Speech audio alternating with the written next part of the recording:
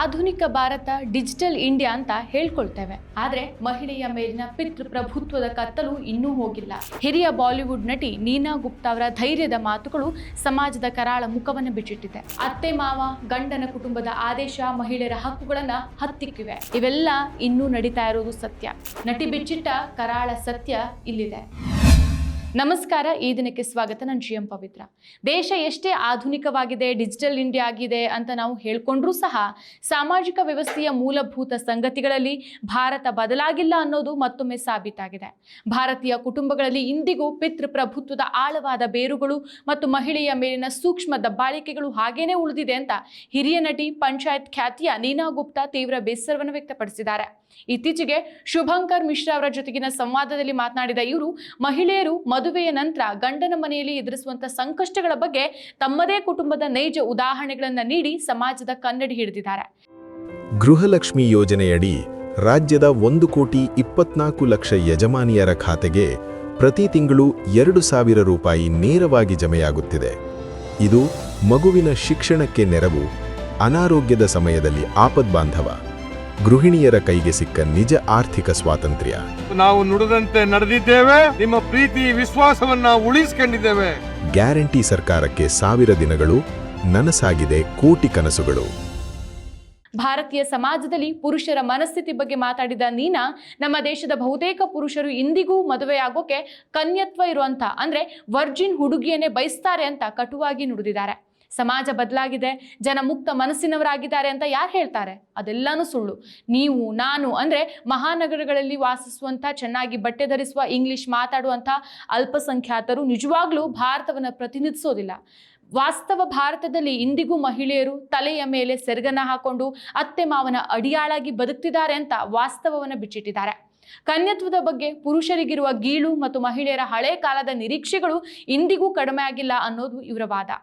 So ಮಹಿಳೆಯರಿಗೆ ಮದುವೆಯ ನಂತರ ತಮ್ಮ ಇಷ್ಟದ ಸಣ್ಣ ಪುಟ್ಟ ವಿಷಯಗಳನ್ನು ಪೂರೈಸಿಕೊಳ್ಳೋಕೆ, ತಮ್ಮ ಅಸ್ಮಿತೆಯನ್ನು ಉಳಿಸ್ಕೊಳ್ಳೋಕೆ ಸಾಧ್ಯವಾಗದ ಉಸಿರುಗಟ್ಟುವ ವಾತಾವರಣವಿದೆ ಅನ್ನೋದಕ್ಕೆ ನೀನಾ ಗುಪ್ತಾ ತಮ್ಮ ಕುಟುಂಬದ 2 ಮನಕಲುಕುವ ಉದಾಹರಣೆಗಳನ್ನು ನೀಡಿದ್ದಾರೆ. ಸೊ ತಮ್ಮ ತಂದೆಯ ಕಡೆಯ ಸಂಬಂಧಿಕರೊಬ್ಬರು ಮುಂಬೈನ ಪ್ರತಿಷ್ಠಿತ ದೊಡ್ಡ ಹಣಕಾಸು ಸಂಸ್ಥೆಯಲ್ಲಿ ಕೆಲಸ ಮಾಡುವ ಸುಶಿಕ್ಷಿತ ವ್ಯಕ್ತಿಯನ್ನ ಮದುವೆ ಆಗ್ತಾರೆ. ಆ ಹುಡುಗಿ ಸಾಯಿಬಾಬಾ ಅವರ ಪರಮ ಭಕ್ತೆ. ಮದುವೆ ನಂತರ ಆಕೆ ತನ್ನ ಕೋಣೆಯಲ್ಲಿ ಸಾಯಿಬಾಬಾ ಫೋಟೋ ಇಡೋಕೆ ಬಯಸಿದಾಗ ಆಕೆಯ ಅತ್ತೆ ಅದಕ್ಕೆ ಒಪ್ಪಲಿಲ್ಲ. ಬದಲಿಗೆ ನಮ್ಮ ಮನೆಯಲ್ಲಿ ನಾವು ಪೂಜಿಸುವಂತ ಗುರುಗಳ ಫೋಟೋವನ್ನೇ ಹಾಕಬೇಕು, ಬೇರೆ ದೇವರುಗಳ ಫೋಟೋಕ್ಕೆ ಜಾಗ ಇಲ್ಲ ಅಂತ ಒತ್ತಾಯಿಸ್ತಾರೆ. ಇದು ಕೇವಲ ಒಂದು ಫೋಟೋ ವಿಷಯ ಅಲ್ಲ, ಒಬ್ಬ ಮಹಿಳೆಯ ನಂಬಿಕೆಯನ್ನು ಹತ್ತಿಕ್ಕುವ ವಿಷಯ ಅಂತ ನೀನಾ ವಿವರಿಸಿದ್ದಾರೆ. ಸೊ ಇದೇ ರೀತಿಯ ಮತ್ತೊಂದು ಘಟನೆಯನ್ನು ಪ್ರಸ್ತಾಪಿಸಿದ ಇವರು ತಮ್ಮ ಸಹೋದರನ ಮಗಳಿಗೆ ಎದುರಾದಂಥ ಒಂದು ಪರಿಸ್ಥಿತಿಯನ್ನು ವಿವರಿಸ್ತಾರೆ. ಮದುವೆ ನಂತರ ಆಕೆ ಮಲಗುವಂಥ ಕೋಣೆಯ ಬೆಡ್ ಸೈಡ್ ಟೇಬಲ್ ಮೇಲೆ ತನ್ನ ತವರು ಮನೆಯವರ ಅಂದ್ರೆ ಹೆತ್ತವರ ಫೋಟೋವನ್ನ ಇಟ್ಕೊಳ್ಳೋಕ್ಕೂ ಸಹ ಅತ್ತೆ ಒಪ್ಪಿಗೆ ಕೊಟ್ಟಿರಲಿಲ್ಲ. ಒಬ್ಬ ಹೆಣ್ಣು ಮಗಳು ಮದುವೆ ಆದ ನಂತರ ತನ್ನ ಹೆತ್ತವರ ಫೋಟೋವನ್ನು ನೋಡೋದಂತೆ ನಿರ್ಬಂಧಿಸೋದು ಯಾವ ನ್ಯಾಯ? ಹೀಗಿರುವಾಗ ಸಮಾಜ ಬದಲಾಗಿದೆ ಅಂತ ಹೇಳೋಕೆ ಹೇಗೆ ಸಾಧ್ಯ? ಮಹಿಳೆಯರ ಸ್ಥಿತಿಗತಿ ಬದಲಾಗೋಕೆ ನಾವಿನ್ನೂ ಬಹುದೂರ ಸಾಗಬೇಕಾಗಿದೆ ಅಂತ ಹೇಳ್ತಾರೆ ನೀನಾ ಅವರು. ಸೊ ನೀನಾ ಗುಪ್ತಾ ಅವರ ಈ ಮಾತುಗಳು ಕೇವಲ ಅವರೊಬ್ಬರ ಅಭಿಪ್ರಾಯ ಅಲ್ಲ. ಈ ಹಿಂದೆಯೂ ಹಲವು ಗಣ್ಯರು ಇದೇ ರೀತಿಯ ಅಭಿಪ್ರಾಯವನ್ನು ವ್ಯಕ್ತಪಡಿಸಿದ್ದಾರೆ.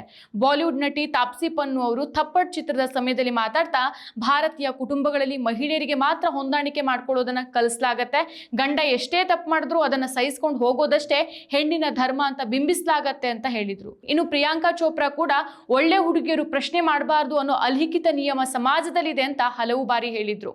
ಇನ್ನು ಸ್ವತಃ ಸುಪ್ರೀಂ ಕೋರ್ಟ್ನ ಮಾಜಿ ಮುಖ್ಯ ನ್ಯಾಯಮೂರ್ತಿ DY ಚಂದ್ರಚೂಡ್ ಅವರು ಹಲವು ಬಾರಿ ವೇದಿಕೆಗಳಲ್ಲಿ ಕಾನೂನುಗಳು ಮಹಿಳೆಯರಿಗೆ ಹಕ್ಕುಗಳನ್ನು ನೀಡಿದೆ, ಆದರೆ ಸಮಾಜದ ಪಿತೃಪ್ರಭುತ್ವದ ಮನಸ್ಥಿತಿ ಬದಲಾಗದ ಹೊರತು ಸಂವಿಧಾನದ ಆಶಯಗಳು ಈಡೇರುವುದಿಲ್ಲ ಅಂತ ಅಭಿಪ್ರಾಯಪಟ್ಟಿದ್ರು. ಸೊ ಈ ಎಲ್ಲಾ ಮಾತುಗಳು ನೀನಾ ಗುಪ್ತಾ ಅವರ ಆಕ್ರೋಶಕ್ಕೆ ಪುಷ್ಟಿ ಕೊಟ್ಟಂತೆ ಕಾಣಿಸುತ್ತೆ. ಮಹಿಳೆ ಎಷ್ಟೇ ವಿದ್ಯಾವಂತಳಾದ್ರೂ, ಆರ್ಥಿಕವಾಗಿ ಸ್ವಾವಲಂಬಿಯಾದ್ರೂ ಮದುವೆ ನಂತರ ಆಕೆ ಗಂಡನ ಮನೆಯ ನಿಯಮಗಳಿಗೆ ತಲೆಬಾಗಬೇಕು ಅನ್ನೋ ಮನಸ್ಥಿತಿ ಇಂದಿಗೂ ಪ್ರಬಲವಾಗಿದೆ.